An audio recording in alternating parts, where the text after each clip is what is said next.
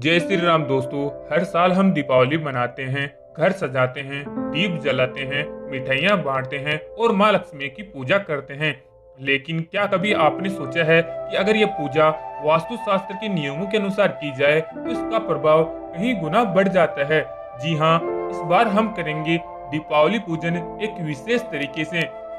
ऐसा तरीका जिसमें सिर्फ भक्ति नहीं बल्कि विज्ञान और ऊर्जा का संतुलन भी है, क्योंकि जब पूजन विधि वास्तुशास्त्र के अनुरूप होती है तो माँ लक्ष्मी केवल आती नहीं बल्कि आपके घर में स्थायी रूप से निवास करती हैं। आइए प्रारंभ करते हैं इस साल की दीपावली पूजन विधि जो आपके घर में सुख समृद्धि, सौभाग्य और अपार धन की वर्षा करेगी। तो सबसे पहले पूजा से पहले हमें अपने घर और विशेषकर मंदिर को पवित्र बनाना होता है। सुबह या संध्या के समय घर की अच्छी तरह से सफाई करें। इसके बाद मंदिर या पूजा स्थान को गंगा जल से शुद्ध करें। अगर गंगा जल उपलब्ध नहीं है तो आप गौमूत्र से भी शुद्धिकरण कर सकते हैं। दोनों ही बेहद पवित्र माने जाते हैं। इससे क्या होगा, आपके घर में अगर नकारात्मक ऊर्जा होती है तो वह पूरे वातावरण को पवित्र करके दिव्यता फैल जाती है। अब मंदिर के आसपास के क्षेत्र में चंदन, कपूर, गूगल की धूप जलाएं ताकि वातावरण में सुगंध फैलने। इससे माँ लक्ष्मी का आगमन और भी मंगलकारी बनता है। अब बारी आती है घर में माँ लक्ष्मी के पग चिन्ह बनाने की। कहा गया है जहाँ माँ लक्ष्मी के चरण पड़ते हैं वहाँ कभी दरिद्रता नहीं ठहरती। कुमकुम या लाल रंग से मंदिर के द्वार पर और मुख्य दरवाजे के अंदर की ओर माँ लक्ष्मी के छोटे छोटे चरण चिन्ह बनाइए। इन चिन्हों को हमेशा घर के अंदर की ओर आने की दिशा में बनाना चाहिए ताकि ये प्रतीक बने कि माँ लक्ष्मी आपके घर में प्रवेश कर रही हैं। यदि चाहें तो चरण चिन्हों के बीच में कुछ धान के दाने या फूलों की पंखुड़ियां रख सकते हैं। ये शुभता को और बढ़ाते हैं। अब बात आती है पूजा स्थल पर रंगोली अवश्य बनाएं। वास्तु शास्त्र के अनुसार रंगोली में पीला, लाल और नारंगी रंग शुभ माने गए हैं, क्योंकि ये सूर्य और अग्नि तत्व के प्रतीक हैं। आप चाहे तो ओम, श्री, स्वास्तिक या लक्ष्मी पग जैसे शुभ चिन्ह बना सकते हैं। इसके बाद फूलों की माला, दीपक और केसरिया कपड़े से पूजा स्थल को सजाएं। ध्यान रखें कि दीपावली के दिन मंदिर या पूजा स्थान के चारों ओर अंधेरा न रहे। हर कोने में कम से कम एक दीप अवश्य जलाएं। जहां अंधकार मिटता है तो लक्ष्मी अपने आप आ जाती हैं। अब सबसे महत्वपूर्ण पूजन की सामग्री। पूजन से पहले नीचे दी गई मैं जो बातें बताऊंगा तो ताकि आपको पूजन के समय कुछ भी अधूरा ना रहे। जो सामग्री बता रहा हूँ आप इसको नोटबुक में नोट भी कर सकते हैं। माँ लक्ष्मी और गणेश भगवान की मूर्ति या चित्र जो नवीन हो या स्वच्छ हो उसको लेना है। आपके पास चौकी और लाल कपड़ा होना चाहिए।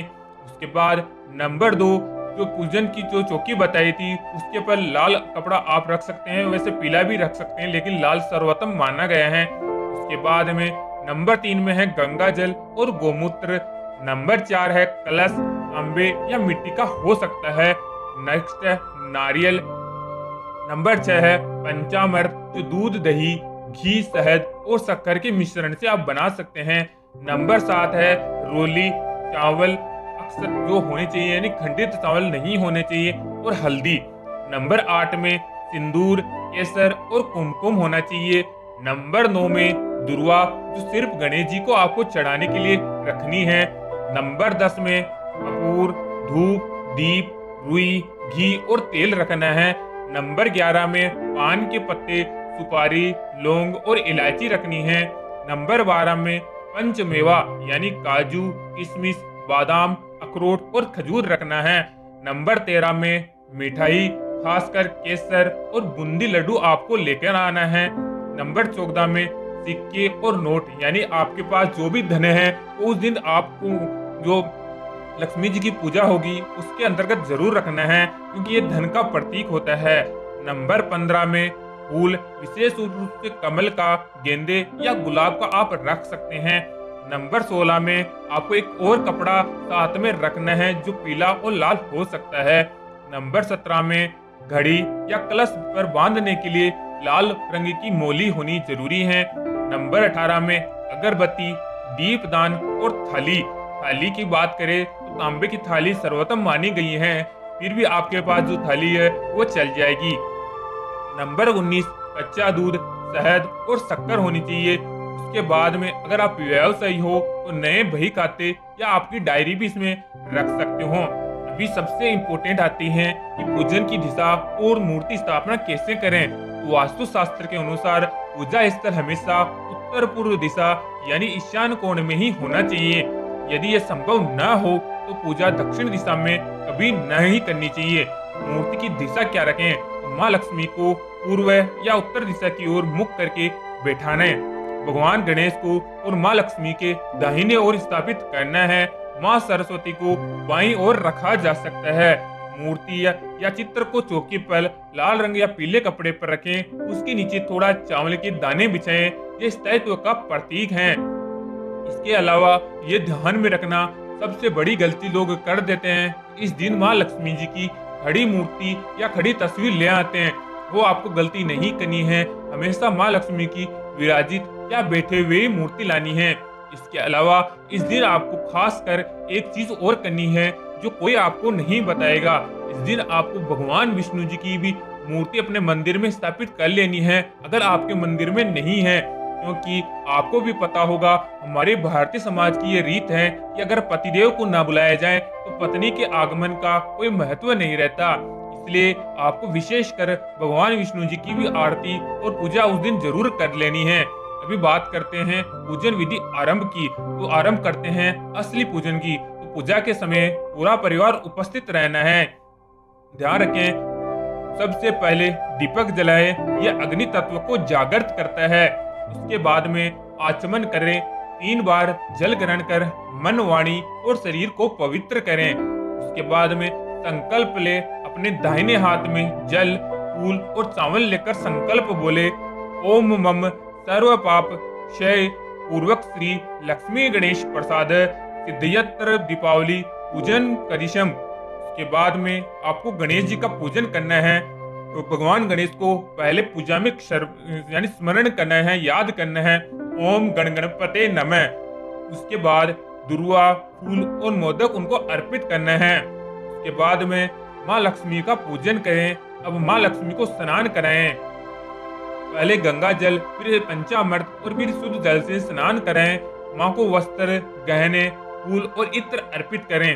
अब ये मंत्र बोले, ओम महालक्ष्म्याय नमः। फिर माँ को मिठाई, फल और दक्षिणा अर्पित करना है। कलश पूजन करें और कलश में जल भरें। उस समय पर आम या अशोक के पत्ते लगाएं और ऊपर नारियल रखें। यह कलश सृष्टि और ब्रह्मांड की पूर्णता का प्रतीक है। उसके बाद में दीप आराधना करें। दीपक में घी या सरसों का तेल डालें और माँ लक्ष्मी के सामने रखें। दीपक की लो दाहिनी ओर झुकी हुई होनी चाहिए, यह शुभ माना जाता है। उसके बाद में व्यापारी या जो लोग हैं इस दिन अपनी नई खाता वही, लेखक, पुस्तिका या नई डायरी माँ लक्ष्मी के चरणों में रखें। कहा जाता है कि जिस दिन माँ लक्ष्मी के आशीर्वाद से नया लेख खुलता है उसमें व्यापार में निरंतर प्रगति होती है। खाता बही पर सिंदूर से श्री गणेशा नमः और ओम श्री ह्रीं क्लीं महालक्ष्म्याय नमः जरूर लिखें। अब माँ लक्ष्मी और भगवान गणेश को भोग लगाएं।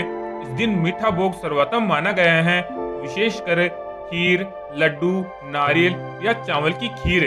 फिर दीप जलाकर आरती करें। जय माता लक्ष्मी में जय माता लक्ष्मी जी की आरती आपको करना है और अंत में जय गणेश देवा का गायन करें। उसके बाद में दीपावली की रात को घर के हर कोने में दीपक जलाए। खासकर रसोई, तिजोरी, जल कुंड, तुलसी चौरा और मुख्य द्वार पर दीप अवश्य रखें। वास्तु शास्त्र के अनुसार दीप का प्रकाश चारों दिशाओं में फैले तो घर में सुख समृद्धि की स्थायी स्थापना होती है। साथ ही ये अंधकार से प्रकाश की यात्रा का प्रतीक है।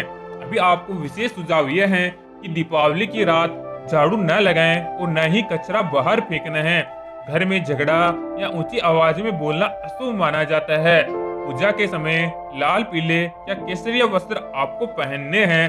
नंबर 4, पूजा के बाद माँ लक्ष्मी की मूर्ति को कभी अकेला न छोड़े। पास में गणेश जी अवश्य रखें। अगर कोई परिवार का व्यक्ति उनके साथ रहेगा तो और भी अच्छा माना जाता है। पूजा के दौरान घर के उत्तर पूर्व कोने में सबसे अधिक दीपक जलाएं। यह स्थान ईशान कोण कहलाता है और धनवृद्धि का केंद्र है। उसके बाद में दीपावली केवल एक त्योहार नहीं, ये अंधकार से प्रकाश की ओर, अज्ञान से ज्ञान की ओर, दुर्भावना से सद्भावना की ओर यात्रा है। जब आप माँ लक्ष्मी और गणेश जी का पूजन श्रद्धा और विधि से करते हैं तो केवल धन ही नहीं बल्कि शांति और संतोष भी प्राप्त होता है। अंत में पूरे परिवार के साथ मिलकर यह मंत्र बोले, ओम श्रीम ह्रीम क्लीम महालक्ष्म्याय नमः, धन देहि सौभाग्य देहि सर्व मंगल भवतु। माँ लक्ष्मी और गणेश जी की कृपा से आपका घर सदा प्रकाशित रहे और आपकी जीवन दीपावली की तरह सदा उज्जवल रहे। जाते जाते ओम महालक्ष्म्याय कमेंट में जरूर लिख दीजिएगा।